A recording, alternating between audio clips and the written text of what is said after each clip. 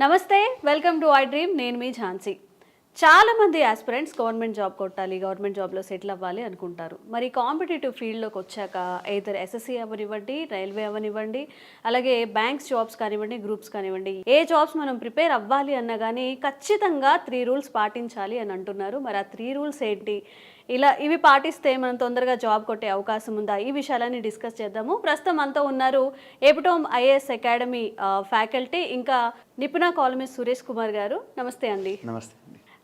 So government job మాకు ఈజీగా రావాలి, ఓకే, ఒక స్ట్రాటజీ కావాలి, ఒక ప్లాన్ కావాలంటే ఎక్కువ టైం వేస్ట్ చేసుకోకుండా త్వరగా జాబ్ కొట్టే టిప్స్ ఏమైనా ఉంటే ఈరోజు మాకు చెప్పండి. ఖచ్చితంగా అండి. మీరు ఆ క్వశ్చన్ అడుగుతూనే ఒకటే, గవర్నమెంట్ జాబ్ ఈజీగా రావాలని. అసలు గవర్నమెంట్ జాబ్ అనేది ఈజీగా రాదు, ఎప్పుడైనా సరే రాదు. కానీ మా వైపు నుంచి రిక్వెస్ట్ అనమాట. ఓకే, సో ఇక్కడ థింగ్ ఏంటంటే ఈ గవర్నమెంట్ జాబ్ మనం ఎన్ని కాంపిటేటివ్, లైక్ మీరు ఆర్ఆర్బి కానీ, గ్రూప్స్ కానీ, ఎస్ఎస్సిజిఎల్ కానీ, డిఎస్సి లాంటి ఎగ్జామినేషన్స్ ఏది తీసుకున్నా కూడా చాలా మంది ఆస్పిరెంట్ నేను చూస్తూ ఉంటాం కదా, కొన్ని థౌసండ్స్ ఆఫ్ ద ఆస్పిరెంట్ చూస్తూ ఉంటాం రెగ్యులర్గా. సో ఇక్కడ వాళ్ళు ఏం చేస్తున్న మైనస్ ఏంటంటే, చాలా మంది, అంటే అందరి గురించి కాదు, చాలా మంది ఆస్పిరెంట్ అంటే నెంబర్ ఆఫ్ ఎక్కువ మెజారిటీ ఆస్పిరెంట్స్ ఏం చేస్తారంటే అసలు ఫస్ట్ సిలబస్ సీట్ చూడట్లేదు, సిలబస్ సీట్ చూడకుండా డైరెక్ట్ మార్కెట్లోకి వెళ్ళి నేను డిఎస్సి ప్రిపేర్ అవుతున్నా, నేను గ్రూప్స్ ప్రిపేర్ అవుతున్నా, ఒక మంచి బుక్కులు ఇవ్వండి అని బుక్ స్టాల్ వాళ్ళని అడుగుతున్నారు. మనం బుక్ స్టాల్కి వెళ్ళింది మనకు ముందే, అంటే మనం ప్రిపేర్ అవుతున్నాం కాబట్టి మనం దానిపైన రీసెర్చ్ చేసి అప్పుడు మనం బుక్ స్టాల్కి వెళ్ళి నాకు సో అండ్ సో బుక్ కావాలని అడగాలి. సో మన వాళ్ళు ఏం చేస్తున్నారంటే వెళ్ళాక నేను గ్రూప్స్కి ప్రిపేర్ అవుతున్నా, గ్రూప్స్కి మంచి బుక్ ఇవ్వండి అని అంటున్నారు. సో తను ప్రిపేర్ అయ్యేది గ్రూప్లో, అంటే ఏది గ్రూప్ 1 గ్రూప్ 2 అని తనకు ఒక ఫిక్స్ ఒక ఐడియా ఉండి దాని సిలబస్ ఐడియా ఉంటే మనం ఒక బుక్ ఉంటప్పుడు చూడాల్సింది ఏంది, మనం ఏ ఎగ్జామ్ ప్రిపేర్ అవుతున్నా మనకు ఒక క్లారిటీ ఉండాలి. చాలా మంది అభ్యర్థులు ఏం చేస్తుంటే ఆ క్లారిటీ లేకుండా వెళ్ళి నేను గ్రూప్స్ ప్రిపేర్ అవుతున్నా, గ్రూప్స్కి బుక్స్ ఇవ్వంటున్నారు. ఇప్పుడు గ్రూప్ 1లో ఉన్న సిలబస్ గ్రూప్ 4లో ఉండదు. సో ఇప్పుడు నువ్వు గ్రూప్ 1కి ప్రిపేర్ అవుతున్నావా, గ్రూప్ 4కు ప్రిపేర్ అవుతున్నావా, అది అభ్యర్థికి క్లారిటీ ఉండాలి. గ్రూప్ 4లో సిలబస్ డిఫరెంట్గా ఉంటుంది, గ్రూప్ 1లో సిలబస్ డిఫరెంట్. నువ్వు గ్రూప్స్ బుక్ అనగానే హిస్టరీ బుక్ అనగానే ఏదో ఒక మార్కెట్లో ఉన్నటువంటి గైడ్ ఇస్తారు మీకు, అందులో ఆ బుక్ తీసుకొని మనం ఏం చేస్తుంటాం, చదువుతూ ఉంటాం. నువ్వు గ్రూప్ 4 ఎగ్జామ్ రాస్తున్నావు, అందులో గ్రూప్ 1 కంటెంట్ ఉంది, గ్రూప్ 4లో నీకు ఆ సిలబస్ లేదు, కొన్ని టాపిక్స్ స్పెసిఫిక్ టాపిక్స్ లేవు, కానీ నువ్వు చదువుతున్నావు. అప్పుడు నీకు ఏం యూజ్ ఉంటుంది అంటే ఆ ప్రిపరేషన్ అనేది టైం అనేది వేస్టే కదా.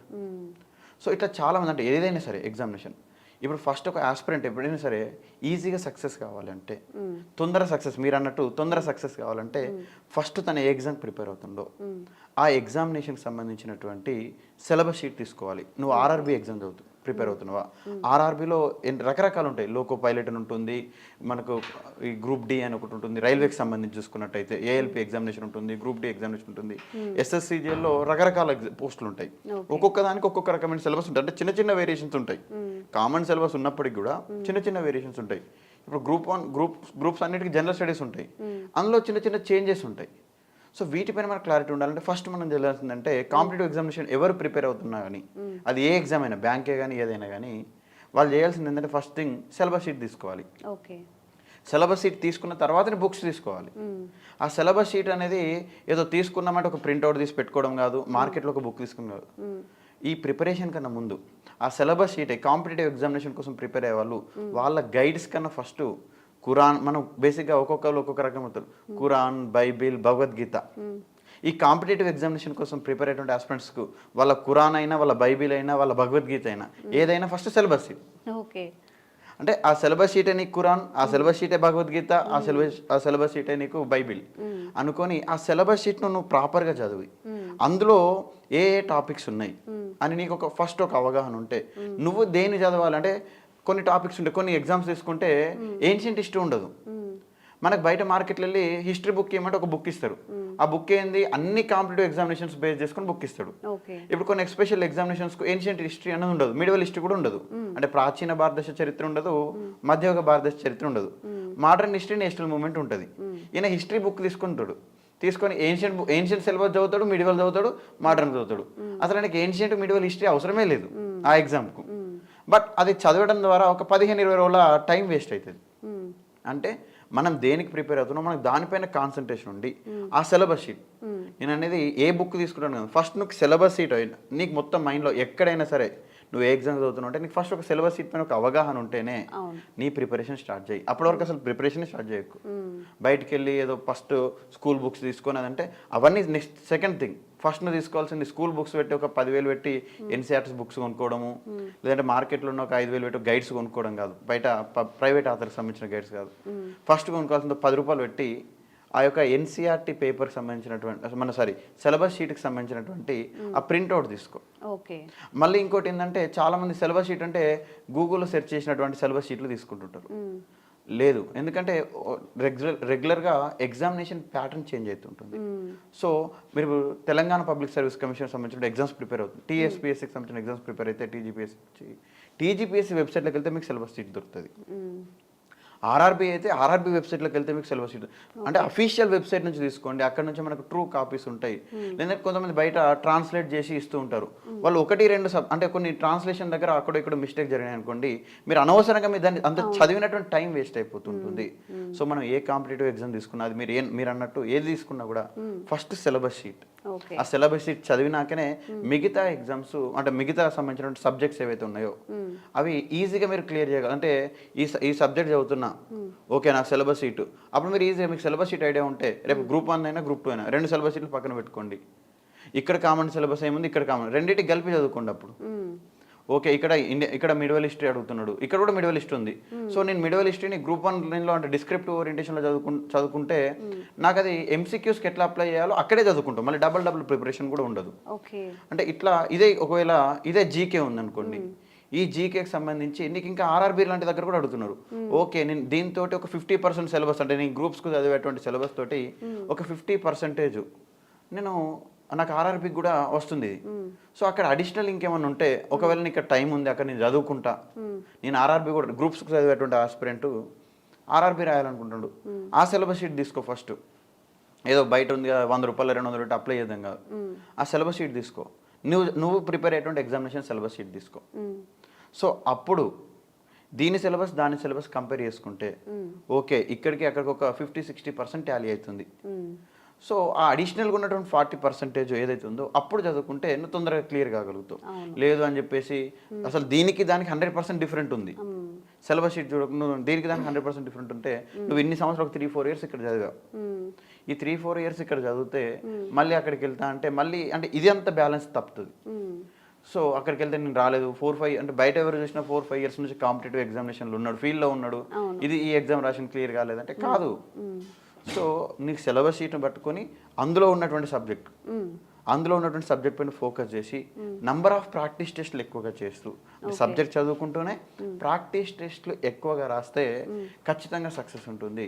సో అండ్ మళ్ళీ ఇంకా కాంపిటేటివ్ ఎగ్జామినేషన్స్ అంటే మీరు అన్నట్టు తొందరగా అని కాదు, బేసిక్గా పేషెన్స్ ఉండాలి ఎవరైనా సరే. ఎందుకంటే బయట జరుగుతున్నటువంటి పరిణామాలు అందరికీ కూడా తెలుసు. ఒక్కొక్క దగ్గర ఎప్పుడంటే నోటిఫికేషన్ ఎప్పుడో వస్తుంది, వచ్చినాక దాని మీద 1,00,000 ఇష్యూస్ జరుగుతుంటాయి మార్కెట్లో. సో అట్లాంటి టైంలో అంటే మనం ఒక కాంపిటేటివ్ ఎగ్జామినేషన్కి వస్తుంటే మినిమం 2 ఇయర్స్ నేను స్పెండ్ చేస్తా అనుకున్న వాళ్ళే రావచ్చు. ఎందుకంటే నేను 2 ఇయర్స్ లోపల అంటే అంతలోపు నోటిఫికేషన్ కంప్లీట్ అయిపోతే వెల్ అండ్ గుడ్. బట్ కాలేదనుకోండి 2 ఇయర్స్ వరకైనా వెయిట్ చేయాలి. సో అంత టైం ఇవ్వగలుగుతాను అని అనుకున్నటువంటి ఆస్పిరెంట్స్ వచ్చి డెడికేటెడ్గా అంటే చాలామంది అభ్యర్థులు నేను గమనిస్తున్నా ఏంటంటే ఒక బుక్ తీసుకుంటారు, ఒక 200-300 పేజెస్ బుక్ తీసుకొని 3 రోజులు ఈ బుక్ కంప్లీట్ చేయాలి, ఒక టార్గెట్ పెట్టుకుంటున్నారు. ఈ టార్గెట్ కాదు, నువ్వు అక్కడ ఏం చేస్తున్నావు క్వాంటిటేటివ్గా చదువుతున్నావు. 3 డేస్లో ఈ బుక్ ఫినిష్ అవ్వాలంటే అవుతుంది, 1 అవర్ కూడా అవుతుంది, రోబో చదివినట్టు అటు ఇటు అని వేసుకుంటే 1 డేలో కూడా అయిపోతుంది. బట్ నువ్వు క్వాంటిటేటివ్గా కాదు క్వాలిటేటివ్గా చదువు. అందుకని అందుకోసం 2 ఇయర్స్ టైం తీసుకో. ఆ క్వాలిటేటివ్గా చదువు అంటే ప్రతి దాన్ని కూడా అర్థం చేసుకుంటూ చదువుకో. రోజుకి ఒకటే పేజీ చదువు, ఒకటే కాన్సెప్ట్ చదువు. లేదంటే కాన్సెప్ట్లో ఫస్ట్ కాన్సెప్ట్ సంబంధించినటువంటి బేసిక్స్ చదువు ఒక రోజు, తర్వాత రోజు నెక్స్ట్ డే కాన్సెప్ట్ చదువు.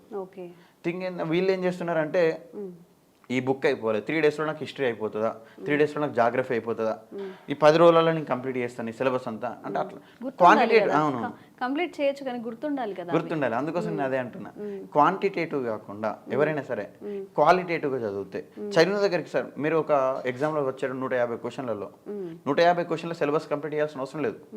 ఆడ 100 మార్కులు వస్తే చాలు. అంటే 100 అంటే నీకు టైం తక్కువ ఉందన్నప్పుడు 100 మార్కుల వరకు ఏదైతే సిలబస్ ఉందో దాన్ని నువ్వు చూస్ చేసుకొని అంటే 150 మార్కులు కవర్ కవర్ చేయ, ఒక రఫ్ ఇచ్చుకో.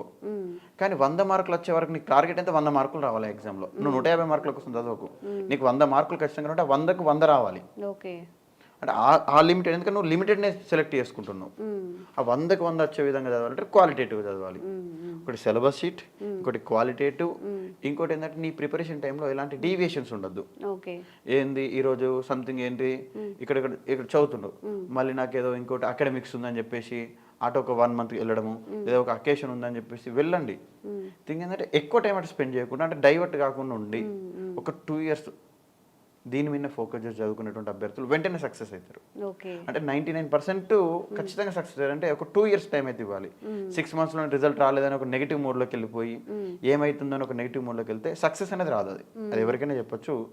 బట్ 2 years పేషెంట్గా వెయిట్ చేసి సిలబస్లో ఉన్న టాపిక్స్ అన్నీ కవర్ కావాలి. మళ్ళీ సిలబస్లో ఉన్న టాపిక్స్ అన్ని కవర్ చేసుకోగలిగితే ఖచ్చితంగా వాళ్ళు సక్సెస్ అవుతారు.